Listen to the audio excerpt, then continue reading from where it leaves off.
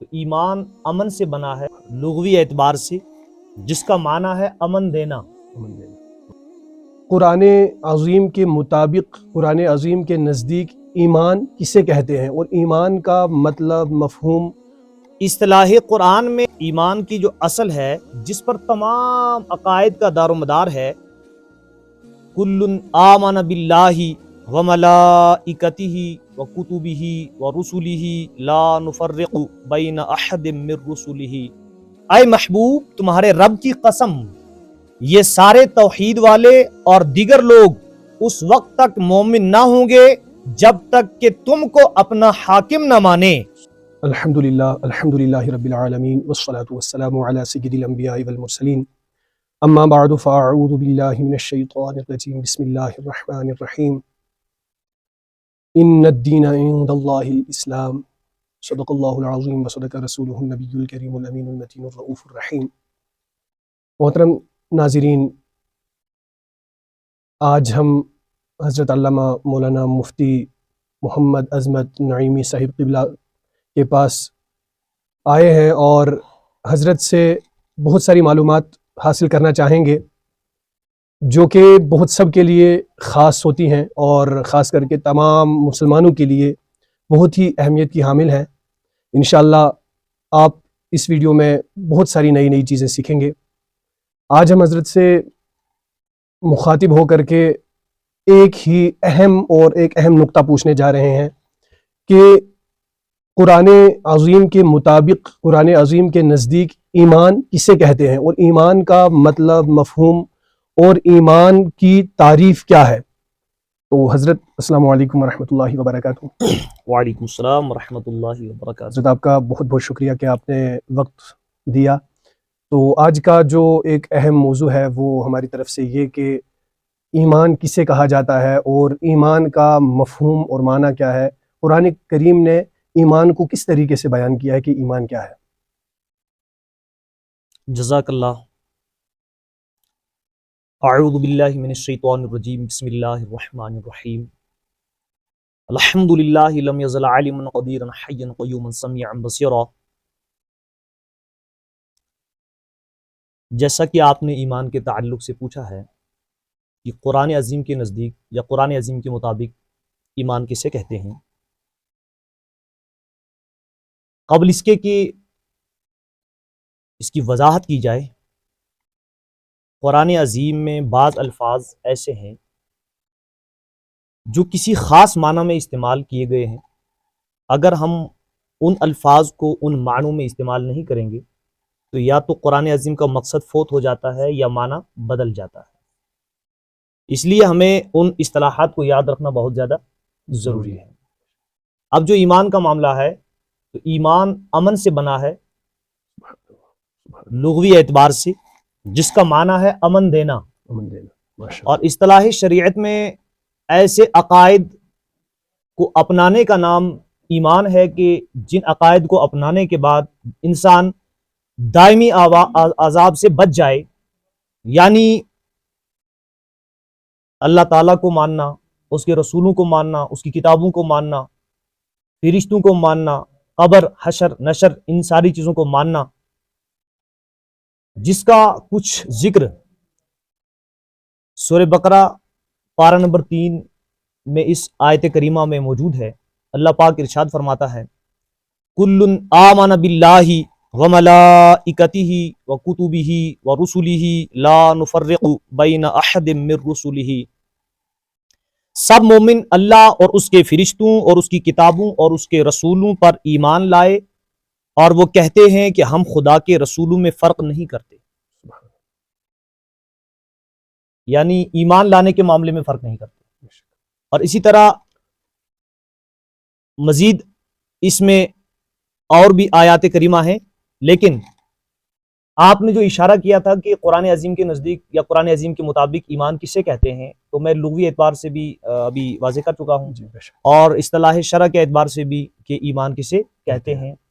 لیکن اصطلاح قرآن میں ایمان کی اصل جو ہے نا، ایمان کی جو اصل ہے جس پر تمام عقائد کا دار و مدار ہے، یہ ہے کہ بندہ حضور نبی کریم صلی اللہ علیہ وسلم کو اپنا حاکم مطلق مان لے۔ اور اپنے آپ کو حضور علیہ الصلوۃ والسلام کا غلام تسلیم کرے کہ مومن کی جان، مومن کا مال، مومن کی اولاد سب حضور کی ملک ہیں، اور حضور نبی کریم صلی اللہ تعالی علیہ وسلم کا سب مخلوق سے زیادہ ادب و احترام کرے، یہ ضروری ہے۔ اچھا، اگر اس کو مان لیا، یعنی حضور علیہ الصلوۃ والسلام کو حاکم مطلق مان لیا اور اپنے آپ کو حضور علیہ الصلوۃ والسلام کا غلام تسلیم کر لیا، تو پھر کیا ہوگا؟ پھر باقی ساری چیزوں کو وہ شخص مان جائے گا، جو باقی ایمانیات میں باقی چیزیں ہیں، حشر نشر، تقدیر، فرشتوں کا ماننا، کتابوں کا ماننا، یہ سارا کچھ مان لے گا۔ کب؟ جب وہ حضور علیہ الصلوۃ والسلام کو حاکم مطلق مانے گا، اور حضور علیہ الصلوۃ والسلام کا ادب اور احترام اور عزت سب سے زیادہ کرے گا۔ اچھا، اگر اس نے باقی ساری چیزوں کو مان لیا، یعنی اس نے قبر کو مان لیا، حشر نشر کو مان لیا، فرشتوں کو مان لیا، کتابوں کو مان لیا، اور ساری چیزوں کو مان لیا جو کہ ماننی چاہیے تھی، لیکن حضور علیہ الصلوۃ والسلام کو حاکم مطلق نہ مانا، جس طریقے سے ماننا چاہیے اس طریقے سے نہ مانا، تو پھر وہ نہ ماننا قرار پائے گا، نہ ماننا قرار پائے گا۔ مثلا آپ دیکھیں کہ شیطان جو ہے یہ موحد بھی تھا، پکا موحد، نمازی، ساجد، بہت زیادہ عبادت گزار، لیکن اللہ پاک فرماتا ہے وَكَانَ مِنَ الْكَافِرِينَ، وہ کس میں سے ہو گیا؟ کافروں میں سے ہو گیا۔ کیوں کافروں میں سے ہو گیا؟ نمازی ہے، ساجد ہے، عبادت گزار ہے، موحد ہے پکا، پھر وہ جو ہے کس وجہ سے کافروں میں سے ہو گیا؟ تو اس وجہ سے کہ وہ ایک نبی کی عظمت کا قائل نہ ہوا، حضرت آدم علیہ الصلوۃ والسلام کی تعظیم نہ کی، تو وہ وَكَانَ مِنَ الْكَافِرِينَ، یعنی وہ کافروں میں سے ہو گیا۔ تو اس آیت کریمہ سے اور اس گفتگو سے ہمیں یہ معلوم ہوا کہ ایمان کا جو مدار ہے، دار و مدار ہے، ایمان کا مدار جو ہے وہ حضور صلی اللہ تعالی علیہ وسلم کی عظمت پر ہے، یعنی عظمت مصطفیٰ مدار ایمان ہے۔ سبحان اللہ۔ تو اب ان آیات میں یہی اصطلاح استعمال ہوئی ہے جو آگے آنے والی کچھ آیات ہیں، جس میں کہ سورہ نساء پارہ نمبر 5 میں اللہ پاک ارشاد فرماتا ہے اعوذ باللہ من الشیطان الرجیم بسم اللہ الرحمن الرحیم فلا وربک لا یؤمنون حتی یحکموک فیما شجر بینہم ثم لا یجدوا فی انفسہم حرجا مما قضیت ویسلموا تسلیما۔ اے محبوب، تمہارے رب کی قسم، یہ سارے توحید والے اور دیگر لوگ اس وقت تک مومن نہ ہوں گے جب تک کہ تم کو اپنا حاکم نہ مانے، اپنے سارے اختلافات اور جھگڑوں میں پھر تمہارے فیصلے سے دلوں میں تنگی محسوس نہ کریں اور رضا و تسلیم اختیار کریں۔ سبحان اللہ۔ معلوم ہوا، پتہ چلا کہ صرف توحید کا ماننا جو ہے نا یہ ایمان نہیں ہے۔ آپ اس آیت کریمہ کے ترجمے پہ دھیان دیں کہ اے محبوب، تمہارے رب کی قسم، یہ سارے توحید والے اور دیگر لوگ اس وقت تک مومن نہ ہوں گے، کب تک؟